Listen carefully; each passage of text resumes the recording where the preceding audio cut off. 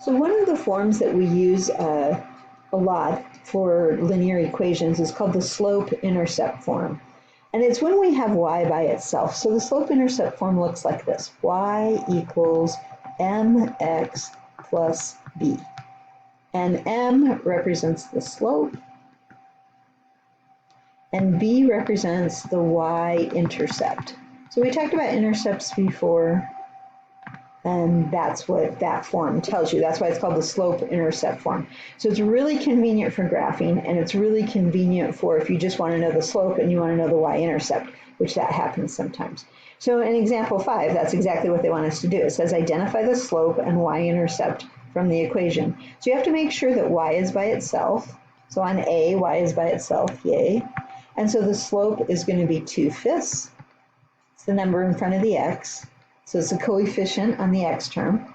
And then the y-intercept, sometimes I just put y-intercept like that. Now you can say the y-intercept is -1, or if you want to list it as a point, the point is 0, -1, like that. Some textbooks will just put the -1, and some textbooks prefer to put it as a point, and I don't really care which way you do it. So, okay. Now B we have a little problem because it's not as handy. It's not in that form. So what we want to be able to do is get it in that slope-intercept form. And we have to do that sometimes. So I'll just rewrite the equation here. And we've done this when we did those equations where we tried to solve for a variable, a specific variable. So in this case, we want to get y by itself. So subtract the x or move the x to the other side. 4y is going to equal -x. You can, I'm not sure how you want to write it, but you can write it somehow. And so it would look like that. Now you want to make sure you put the x term first on the right-hand side, because otherwise it'll get confusing which one's the slope and which one's the y-intercept. So now we have the x term on the right-hand side, which is what we want, but we still have that 4 in the way, and we need to get rid of that. So we're just going to divide everything by 4.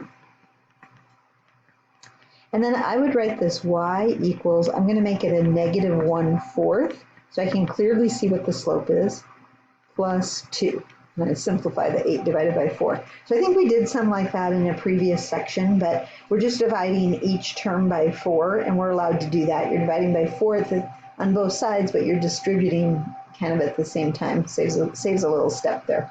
But you can do it in 2 steps.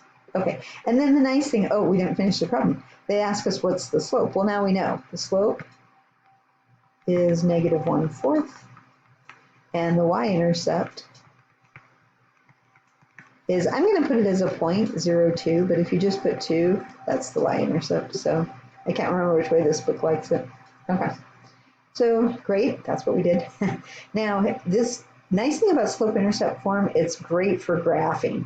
So it says graph the line of the equation, and they have it in slope-intercept form using its slope and its y-intercept. So you look at the equation, y equals -x minus 3. So my slope is -1, we'll come back to that, and the y-intercept is 0, -3. Now remember that the y-intercept is where it's going to cross on the y-axis. So this is the x-axis, this is the y-axis. Okay.